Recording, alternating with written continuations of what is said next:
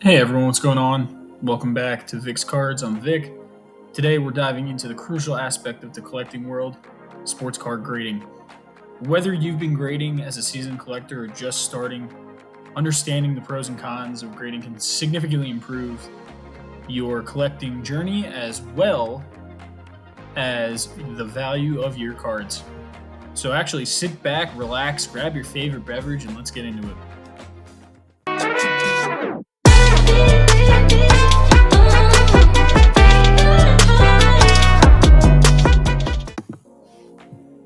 All right, welcome back. We're going to get right into one of the pros of sports card grading. When you send your card ins for grading, you want to make sure, first off, that your card is authentic, and sending that into grading pretty much authenticates your card. Now, there has been recently some cards that have come up into question considering their authenticity. That does happen sometimes. Some fakes do get through. But for your cards, majority of the time, I would not fret this at all. Most of the time, you're talking about the autos, especially right now with Anthony Richardson.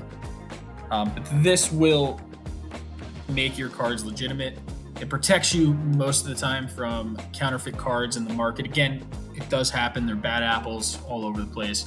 But really think about it as like a certified stamp. So if you have that PSA label above your card, PSA has authenticated that card as a real card, and they've graded it as such. Now, be careful with their policies. So if a card turns out to be counterfeit or fake in any way, PSA and CSG, SGC all have policies in place for when that happens. It does happen, unfortunately. So just look into that stuff, but buy in confidence, check the cert numbers on the respective websites, and just make sure that, cert numbers haven't been duplicated and that you're buying the actual card that cert number belongs to. Now, the second pro, and the reason why most people grade, I believe, is to increase the value of your card. So when a card is in a higher grade, typically that means that it is a 10, a gem mint card. That card commands a premium in the market. So whether you believe that PSA 10 premium is more than it should be is a whole different discussion. But regardless, a gem mint card is a gem mint card, and you need to have that thought when you're going to grade. You want to make sure all your cards have a shot at getting a 10.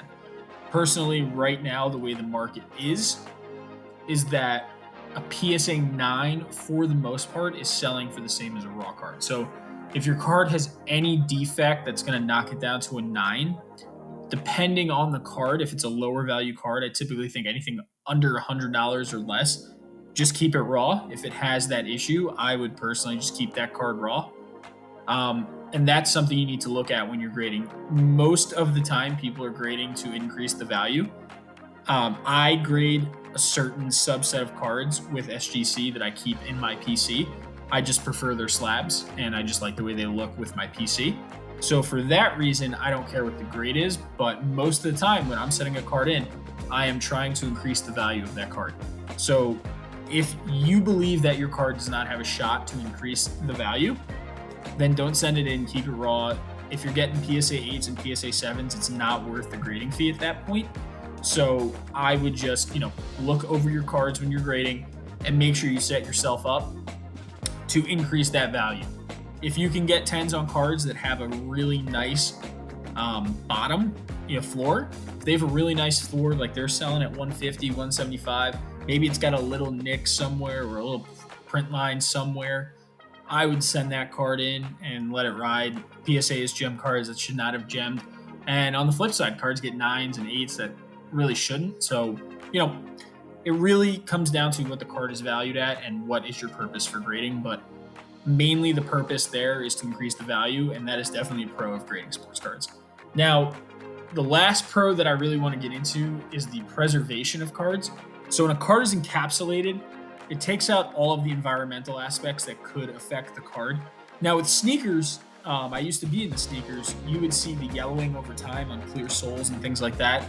And that just comes from, I believe it's an oxidation process. Don't quote me on that, but I believe that that's where it comes from. So I would keep that in mind. Same thing with cards. So sometimes, even if a card may not grade well, but it is an iconic card, it is a card of significance to a lot of people, I would just slab that bad boy up and protect it.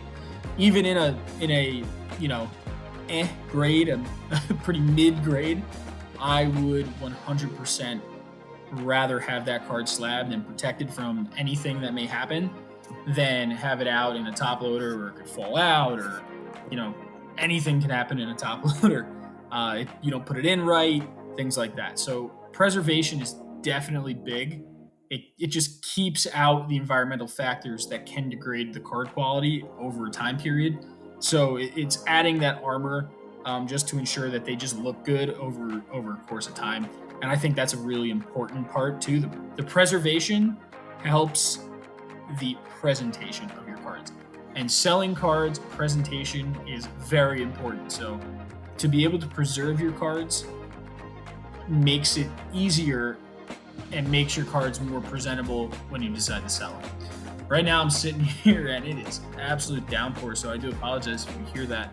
But we're going to ride right into the cons here. So let's talk about some cons and major concerns that are associated with grading. The first one that I think about could be the cost. Some people just can't afford to grade certain cards. Maybe you hit a card in a break at a $15 thing and you get a card that's worth $800, $900, and you just can't afford to grade that card. I think that is definitely a con, especially at PSA where you have those limits of value. So just one thing right off the bat is the expense. So you really need to decide how much money that you're willing to put into the card in order to gain that extra value, and that just comes apart with it, with the increasing value. It's a give and take. So you need to really look into your collection and decide what cards are actually feasible to grade. So that is definitely something that could be a con. It's definitely a pro for some other people, but I just want to throw that out there before we get into the actual cons that I think.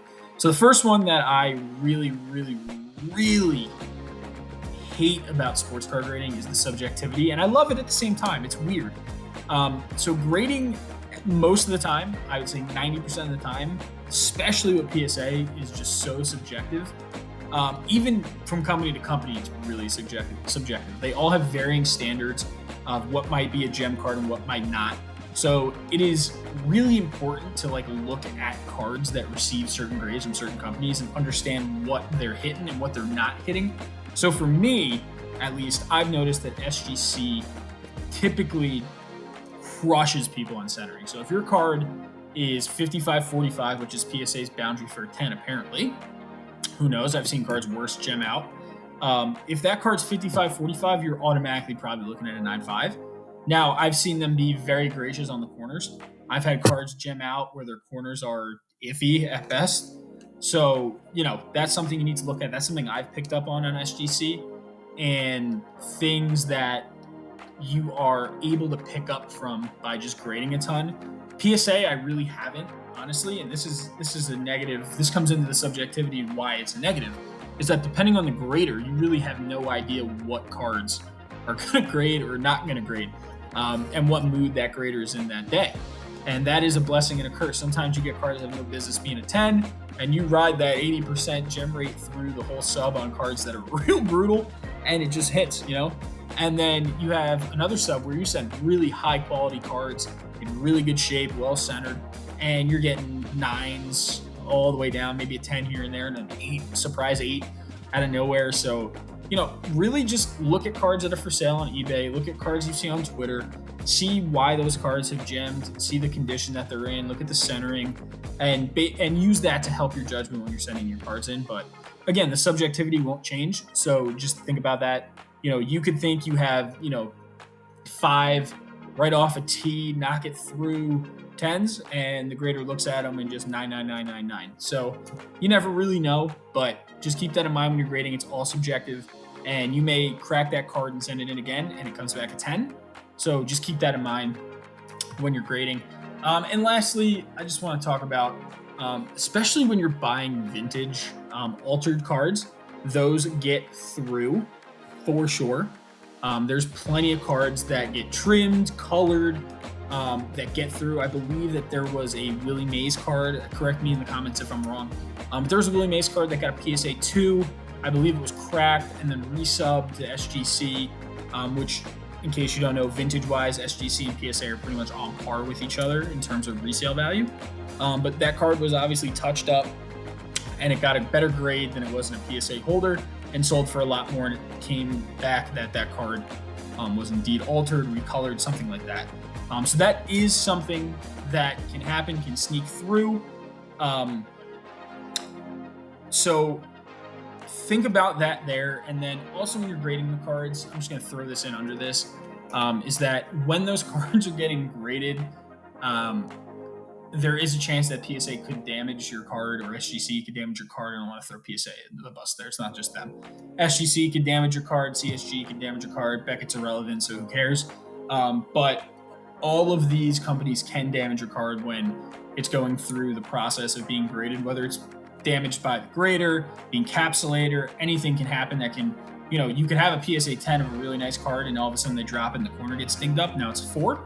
So just think about that, when you are grading your cards as well.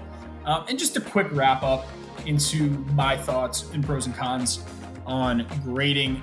With any aspect of collecting, you just need to find the right balance for your collection and your personal goals. So think about what cards you want to acquire, why you want to acquire them, and why you want to grade them. And so that way you can be effective in whatever goals you have. I do appreciate you guys hanging out. If you found this video super helpful or even a little bit helpful, I would really appreciate if you gave it a thumbs up. Don't forget to subscribe for more insights into the world of card collecting. Until next time, I hope you guys have a great time collecting and grading. Whatever you guys are going to do, rip some boxes. But this is Vic from Vic's Cards, signing off, and I'll catch you guys later. Peace.